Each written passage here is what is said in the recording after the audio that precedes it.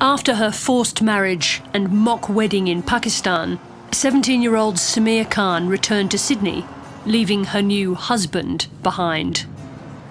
Back in Australia, she was under pressure from her extended family to secure him a spousal visa.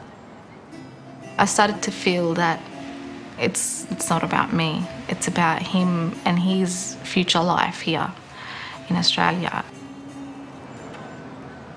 The visa was granted, and when her cousin arrived in Australia, he moved into the family's home in Sydney. He lived separately from Samir, but she was expected to learn to like him. I was brought up with different views, different values, and I just didn't agree with them. To secure his visa, Samir and her cousin had an Australian marriage ceremony at the local mosque. Samir tried to tell the imam that she hadn't consented to the marriage in Pakistan. We went to the mosque in Reddy Hill, and the sheikh was there. Everyone calls him Malana. And I remember telling him how my marriage happened and how it was happened, and I wasn't asked 3 times. And according to him, he didn't hear me, firstly, and then he said, oh no, it should be fine. So you made it clear to Dr. Shabir Ahmed at Rooty Hill that you were not asked for your consent? Yeah, he knew. Samir Khan? Samir Khan. I don't remember. Many years before? That would have been Pakistani Imam Dr. Shabir Ahmed knows Samir's family well, but he says he has no recollection of Samir's request for help. Did you talk to Samir Khan at all about her marriage? Do you remember that? No, I don't remember at all. Did you marry her? Do you remember marrying her? I think I married her. She says that when she came to get married, she told you that she had, in the first marriage, that she hadn't consented and she was not consenting to the marriage. No, I don't remember this whole conversation at all. But he is clear that the father's authority in the family is paramount.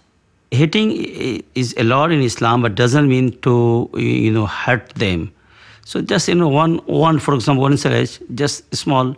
So just let her know, or let the son know, or let the daughter know that you are not doing well.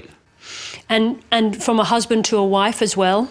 This in the same meaning, but doesn't mean that start with a stick or punching her. No.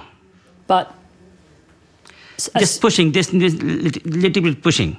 That pushing is more than enough. Pushing is enough. Shabir Ahmed says forced marriage is wrong, but shouldn't be criminalised. I don't say the crime, but I can say this is no good at all. But you don't think it should be a crime? Oh no. From Islamic point of view, you can't say crime, but I just say that this is no good at all. Samir still did not accept that she was married. One night, her cousin went too far. He knocked on my door, and I said to him, "Yeah, what's the problem?" And he goes, "Oh, you're supposed to do things with me because you're my wife." And then what did he do? He forced himself. He said, "No, you're my wife. You have to, And I pushed him off. I said, "No." That's all I can really say, because I can't bring myself up to say it.